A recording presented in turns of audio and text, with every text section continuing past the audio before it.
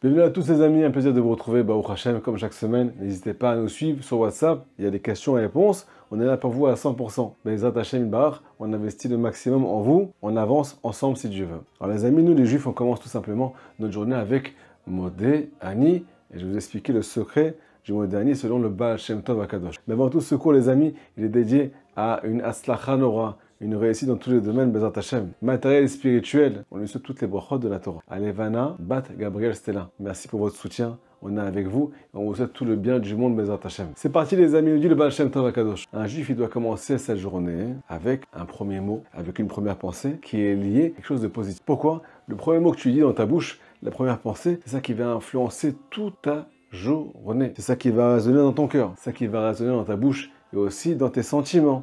Et c'est aussi ce qui va sortir à l'extérieur de toi, sans que tu te rendes compte. Comment nous, on commence notre journée, les amis? Avec Modé Ani.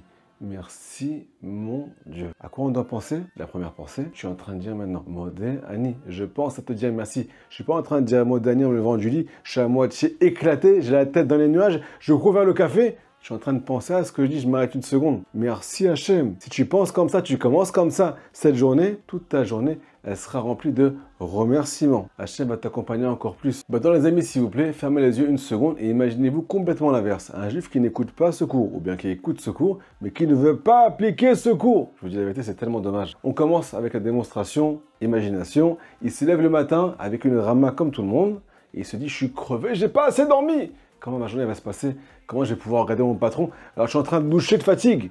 Je suis pas là. Ou bien il s'inquiète. Comment va se passer cette journée? Est-ce qu'il va gagner assez d'argent? Est-ce qu'il va réussir? Est-ce qu'il va avoir des problèmes? Ainsi de suite. Chacun ses soucis, les amis. Alors non seulement il dit ces choses-là, parce que quand on a quelque chose dans le cœur, alors ça sort à l'extérieur. Surtout quand c'est négatif, on n'arrive pas à garder les choses à l'intérieur. On se plaint.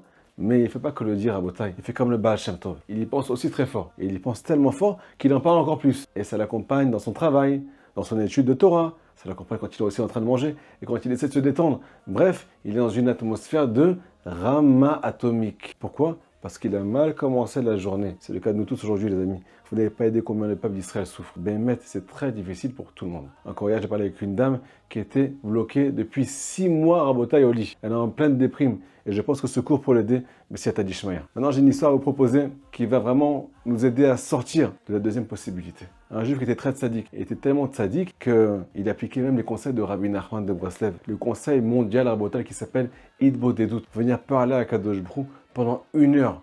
Et lui, il faisait 1 heure chaque jour, les amis. C'est intense, c'est fort, c'est puissant. C'est un grand tzaddik, ce type-là. Sauf que quoi? Il ne savait pas comment faire Hitbodedut. Écoutez ce qui s'est passé. Il était rempli de dettes. À Botaï, des centaines de milliers de shkalim. Il ne pouvait plus rendre son argent. Même s'il travaille le matin, le midi, le soir pendant 10 ans. Et même la nuit, il ne pourra jamais rendre son argent. Qu'est-ce qui s'est passé?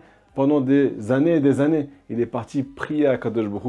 Prier et aussi pleurer à Hachem dans la forêt. Pendant son heure de Hitbodedut. Mais un jour, Hachem a eu pitié de lui à Botaï. Il lui a répondu à sa prière. Il a rencontré un rave qui sortait de la forêt quand lui était en train d'entrer dans la forêt. Le rave, il le voit avec la tête qui est par terre. Il lui pose la question, mais qu'est-ce que tu as, mon ami? Est-ce que je peux t'aider? Alors il lui raconte qu'il a plein de dettes et qu'il n'arrive plus à s'en sortir. Il a même été atteint, psychologiquement, à cause de ces problèmes-là. Le rave lui a dit, alors qu'est-ce que tu vas faire aujourd'hui? Tu vas continuer à faire Hitbodedut? Il a dit, bah oui. Le rave lui dit, tu vas continuer à pleurer pendant la Hitbodedut? Il dit, bah oui, qu'est-ce que tu veux que je fasse maintenant? J'ai rien d'autre à faire, à part supplier Hachem, à part mettre à genoux, à part pleurer. Le rave lui dit, je t'en supplie. J'ai une question pour toi. Ça fait combien de temps que tu fais ça? Il dit, ça fait environ 10 ans. Là, il dit, j'ai une autre question pour toi. Est-ce que ça marche tes prières ou t'as pas encore été répondu? Ou bien Hachem, il t'a pas encore répondu à tous ces 10 ans de Hitbodedut? Alors il dit, maintenant il m'a pas répondu. Alors il dit, alors peut-être que tu dois changer de technique. Je te propose autre chose. Arrête de pleurnicher. C'est un peu compliqué de dire ça, les amis. Mais c'est ce que le Rav lui a dit. Je te propose de changer tes pleurs en remerciements.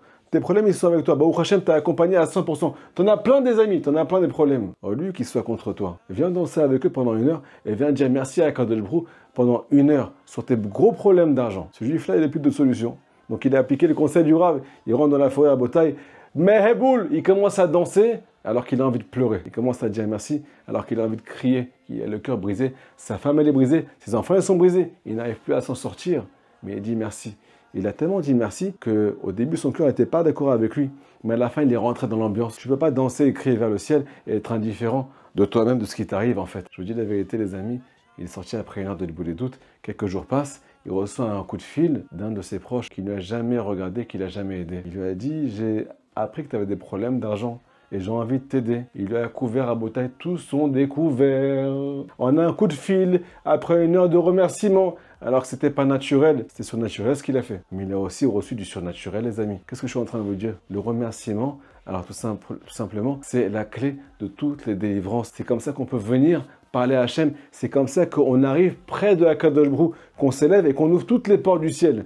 Il y a marqué dans le Passouk, Bo'ou She'arav, venez dans ces portes. Donc tu ouvres les portes du ciel, c'est la clé. Betoda, avec un merci. Avec un pleurnichement, tu fermes les portes du ciel. Avec un merci, tu ouvres les portes du ciel. Les amis, dans le Chumash Vaïkra, on parle de tous les sacrifices du Beth Amikdash. Mais le Midrash nous dit, la Hatid d'Avo, comme un chien va arriver, il n'y aura plus aucun sacrifice au Beth Amikdash. On va garder qu'un seul, qui s'appelle Korban Toda. Le sacrifice qui s'appelle merci.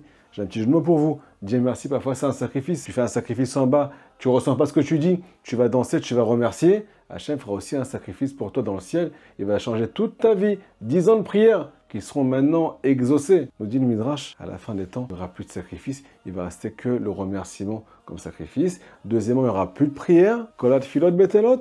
Qu'est-ce qui va rester? Tu ne pourras plus rien demander. Tu pourras que dire merci. Louange à Kadosh Brou. Ishtabar Shimcha pour ce qui ne va pas dans ma vie. Ishtabar Shimcha sur ce qui va dans ma vie, que j'avais oublié en fait de te dire merci pour tout le bonheur que tu m'avais donné jusqu'à présent. C'est pour ça qu'il n'y avait pas le bonheur qui rentrait en fait dans ma vie. Je dis à Rabbi Nachman de Breslev, les amis, quelque chose de magnifique. Le remerciement, c'est une dimension du monde futur. Quand tu rentres dans cette atmosphère-là, tu sors de l'enfer, tu rentres dans ce qu'on appelle le Gan Eden, le monde futur, la Hatid Lavo, et tu commences à découvrir que Hachem, il est avec toi dans ta vie. Le remerciement, c'est la lumière du Mashiach. La lumière du Mashiach, c'est découvrir la providence, que Hachem est avec toi, que tout a un sens dans ta vie. Celui qui dit merci, il reconnaît que c'est Hachem qui lui envoie les choses. C'est pour ça qu'il s'adresse à lui, et c'est pour ça qu'il le remercie.